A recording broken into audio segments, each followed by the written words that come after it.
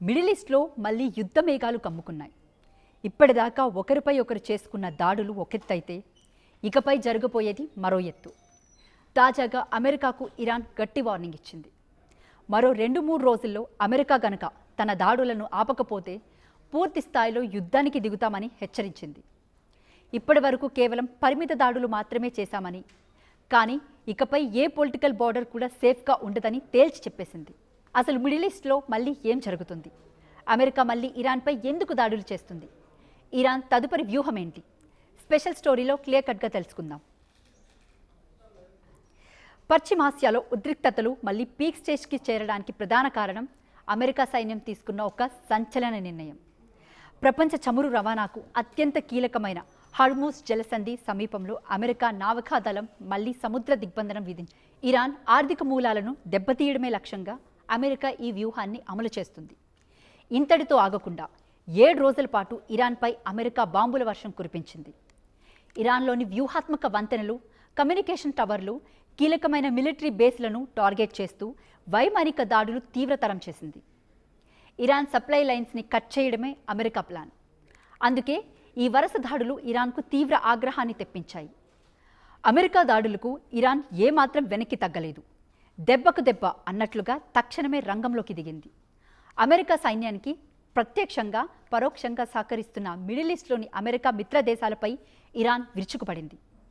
Bahrain, Kuwait, ఖతర్లలో ఉన్న America military స్థావరాలపై Iran తన advanced missiles, డ్రోన్లతో వినాశకర దాడులు జరిపింది. ఈ 3 దేశాల్లో అమెరికాకు చెందిన కీలకమైన ఎయిర్ బేస్లు, కమాండ్ సెంటర్స్ ఉన్నాయి. మీరు మా భూభాగంపై దాడి చేస్తే మేము మీ మిత్ర స్థావరాలపై ముక్కలు చేస్తాం అనే స్ట్రాంగ్ మెసేజ్ను ఇరాన్ అమెరికాకు పంపింది. అయితే ఇక్కడే అసలు ట్విస్ట్ ఉంది. ఇప్పటి వరకు జరిగింది కేవలం ట్రైలర్ మాత్రమే. అసలు సినిమా ముందుంది అంటున్నారు ఇరాన్ మేజర్ జనరల్ మొహ్సెన్ రెజాయి. ఈయన ఎవరో కాదు, ఇరాన్ సుప్రీం లీడర్ ముజ్తబా ఖమేనీకి అత్యంత నమ్మకస్తుడైన మిలిటరీ అడ్వైజర్. తాజాగా ఈయన అమెరికాకు వార్నింగ్ ఇవ్వడం ఇప్పుడు సంచలనం రేపుతోంది. అమెరికా 2-3 రోజుల్లో దాడులు ఆపకపోతే పూర్తి స్థాయిలో విధ్వంసకర దాడులు చేస్తామని హెచ్చరించడం ఇప్పుడు ఆందోళన రేపుతుంది. మొహ్సెన్ రెజాయి ఈ హెచ్చరికలు వెనుక ఇరాన్ పూర్తి స్థాయి యుద్ధ వ్యూహం దాగి ఉంది. ఆయన క్లారిటీగా ఒక విషయం చెప్పారు. ఇకపై పరిమిత దాడులు ఉండవు, no political boundary is safe అని అన్నారు. అంటే ఇరాన్ కేవలం తన సరిహద్దులకే పరిమితం కాకుండా మిడిల్ ఈస్ట్ అంతటా ఉన్న అమెరికా ఆస్తులను, వారి మిత్ర దేశాలను టార్గెట్ చేయబోతుందని ఆయన ఇండైరెక్ట్గా వార్నింగ్ ఇచ్చారు. ఒకవేళ అమెరికా తన దాడులను ఆపకపోతే ఇరాన్ తన వద్ద ఉన్న వేలాది బ్యాలిస్టిక్ మిసైల్స్ను ఒకేసారి ప్రయోగించే ప్రమాదం ఉంది.